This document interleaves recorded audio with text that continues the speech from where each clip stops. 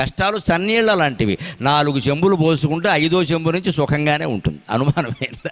ఎంత చలికాలమైనా కానివ్వండి, అయ్యప్ప దీక్షల వాళ్ళు ఉంటారు, వాళ్ళు తెల్లారగట్ట 4 గంటలకు లేస్తారు, చన్నీళ్ళే స్నానం చేస్తారు, అందులో ఎవరు వేనీళ్ళు పోసుకోరు. ఎలా పోసుకుంటున్నారండి?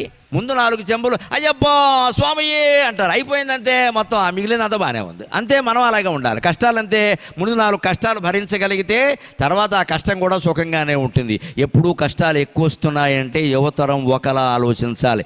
బాగా వాతావరణం ఉక్కబోస్తోంది అంటే వర్షం కురుస్తుంది ఖచ్చితంగా. వేసిన సెగ్గడ్డ ఉక్కబోస్తుందంటే వర్షం వస్తుంది. సెగ్గడ్డ ఇక్కడ వేసిన కురుపు బాగా సలుపుతోంది అంటే సంతోషించాలి, పగిలిపోతుంది అన్నమాట. అది బాగా ఉక్కబోస్తుంది అంటే వర్షం వస్తుంది. అంతేకాదు, వేడి నీళ్ళ కోసం అంటించిన కట్టెల పొయ్యి నుంచి బాగా పొగ వస్తుంది అంటే వెంటనే జ్వాల వస్తుంది ఖచ్చితంగా.